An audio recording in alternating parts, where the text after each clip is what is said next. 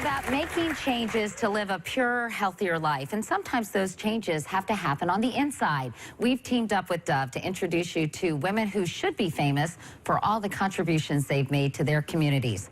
Like Terry Corwin. When she discovered her inner strength, she was ready to roar into action.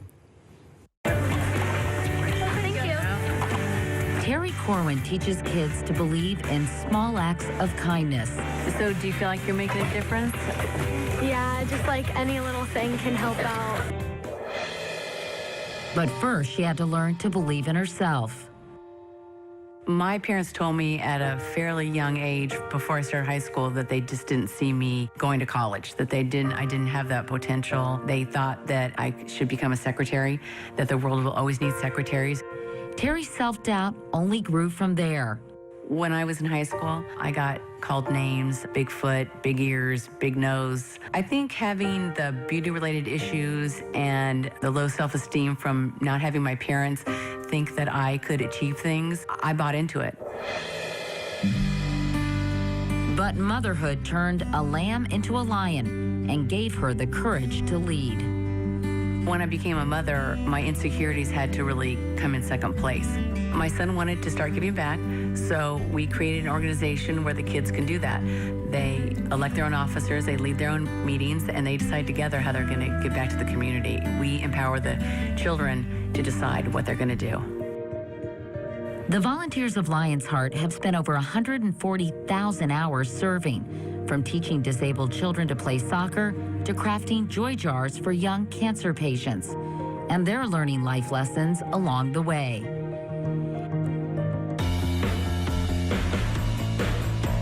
Being part of Lion's Heart has helped me to learn that people shouldn't always do things for themselves. They should help other people, and that it's like people are in need, so to do whatever you can to help them.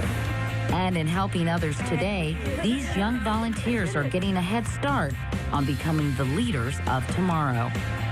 I don't think you should let other people define you, put labels on you, even if those are your parents. My advice to young girls would be just follow your heart. And you don't have to live in the space that you are in today. You will grow and bloom and be what you want to be. Please welcome Terry Corwin. Congratulations. Thank you. That's so exciting. Not only congratulations, but thank you for all you're doing. So you are basically galvanizing all these young people, not just where you live, which is in Southern California, but now this organization exists in 6 states across the country. Yes. And how do you motivate all these teenagers? Listen, it's sometimes they're not the easiest demographic to motivate necessarily. How do you get them to say, you know, we want to do something for someone else. We're going to put down our video games. We're going to stop studying because we're under so much pressure anyway, or we're going to, you know, not hang out with our friends. We're actually going to get together and do something to help other people. I think it's because they get to do it with their friends. It's not parents telling them what to do. It's not teachers telling them what to do. We as an organization don't tell them what to do. We organize them in groups and empower them to do whatever their passion is. You all do things for all sorts of communities in need. Can you give me examples of that? Oh, sure. When Katrina hit, a library was lost at a school, and they felt, gosh, how would we feel if we lost our library? So they did a book drive. They collected 7,000 books and sent them to New Orleans for their library. We're not a fundraising organization, so it's not about raising money. It's about helping other people in whatever way they can. So if they're not raising money, how can they help? When Sandy hit New York and New Jersey, they collected warm clothes and sent them there, but the people in Connecticut, the members in Connecticut, actually worked at the FEMA Center, distributed those clothes, and collected cleaning supplies and clothing. So there's just so much to do for so many people. How do you think other parents can encourage their kids to get involved in community service the way you have?